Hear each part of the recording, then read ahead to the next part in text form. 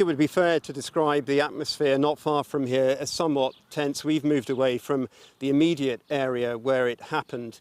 And that's understandable because this is a part of Cardiff which is having to deal with the aftermath of last night's rioting. For some, a terrible echo of rioting that took place in Ely more than 30 years ago. And they're also having to confront the awful event which preceded it, namely the tragic death of 2 teenagers. And there are all sorts of questions now about the actions of the police here yesterday evening, particularly in light of that video you mentioned in your introduction, a video which we haven't been able to independently verify, but appears to show 2 people on an electric bike being pursued, being followed by a police van. Now, South Wales Police have been adamant that there was no police vehicle on that street at the time of the collision, but this is now being referred to the police watchdog to see whether it merits an independent investigation. As for the violence which ensued, there have been plenty of appeals for calm, and for many here in Ely, in this proud community, it has left them shattered at what they witnessed.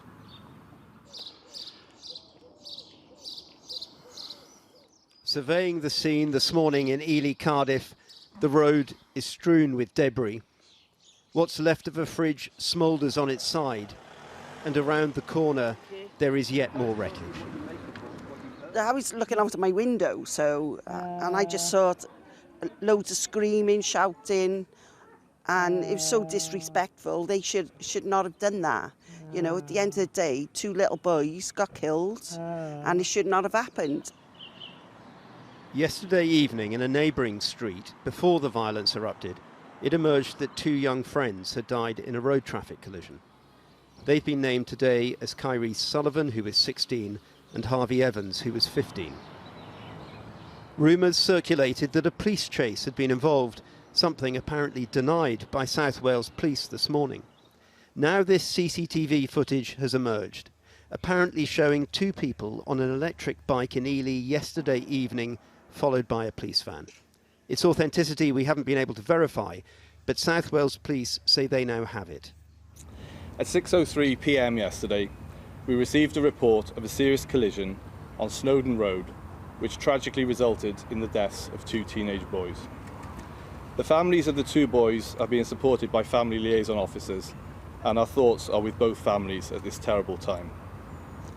An electric bike has been seized from the scene, and inquiries are ongoing to establish the exact circumstances. We've received CCTV footage that shows a police vehicle following a bike at just prior to 6 p.m. This footage is being recovered as part of the investigation and will assist us in piecing together the circumstances leading up to the collision.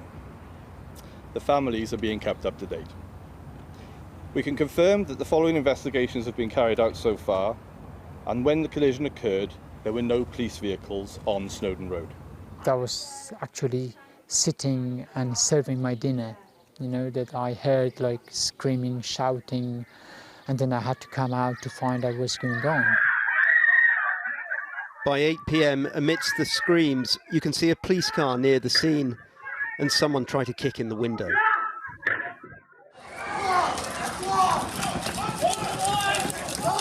It soon escalates. Riot police now try to keep a security cordon in another street where a crowd has gathered. They become a target for some. It must have been very frightening. Well, it was terrifying, horrendous. Honestly, I've never seen like this situation before, you know. Residents watched as night brought yet more violence. Bloody hell. Cars had windows smashed, some were set alight. They're tipping it. This one was tipped over. Tipping it.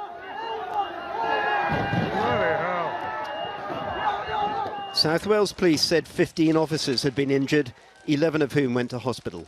The Prime Minister described what happened as appalling, and in the Welsh Parliament, a Cabinet Minister said more arrests would follow. The violent disorder that took place did include attacks on the emergency services, damage to property, causing considerable fear, as you've said, within the community, which is completely unacceptable. So can I again call for calm and for people to support the police and other services in the work that's being undertaken now. This morning, police photographers were recording images of the damage as the street was being cleared of rubble and broken bottles. A community is reeling from what happened here, at the centre of which are two families, each now having to confront the devastating loss of a child. Andy Davis with that report. Well, I'm joined now by Kevin Brennan, Labour MP for Cardiff West. Thanks for coming on the programme. I mean, Kevin Brennan, this is first and foremost a terrible tragedy with the loss of life of these two teenage boys. But have the police helped themselves in trying to keep the situation calm with this confusion over whether they were involved or not? Well, it is a terrible tragedy. There are two families grieving and many friends of the young boys who died grieving. We've got to remember first and foremost that's what this is, a terrible tragedy. And of course, we've seen throughout the day, you know, the communication from the police, and it is unfortunate that the initial communication suggested perhaps there'd been no contact involved, and this wasn't necessary to refer this to the IOPC, the independent police investigation body. But now we found out actually through the CCTV that's been released, and I understand it's been verified elsewhere, that there is CCTV footage that it doesn't necessarily follow or show a police chase, but it certainly shows that there was some interaction between the police and the two young boys, according to that footage. And we've just heard in the last few minutes that the IOPC is now sending investigators to look at this case. I mean, how could the police get this so wrong?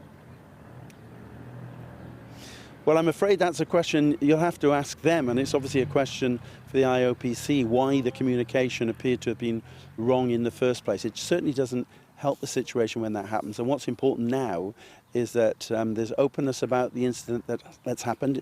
It's properly investigated what led to the tragic deaths of these two boys, and also properly investigated why that then triggered off into the disorder we saw last night, which ended up with police officers being injured, obviously, and property being damaged by people and people being scared in their own homes. Right.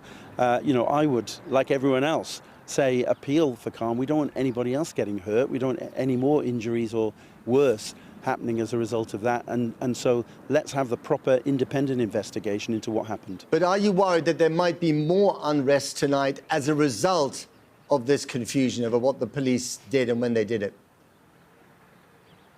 Obviously, it's not helpful, but that would not be justified. I think it's absolutely important that people remain calm and let the independent investigation happen into what happened. And remember, there are families grieving as well for their children as a result of what happened last night. And it should be those families, their friends, that we should be focusing on.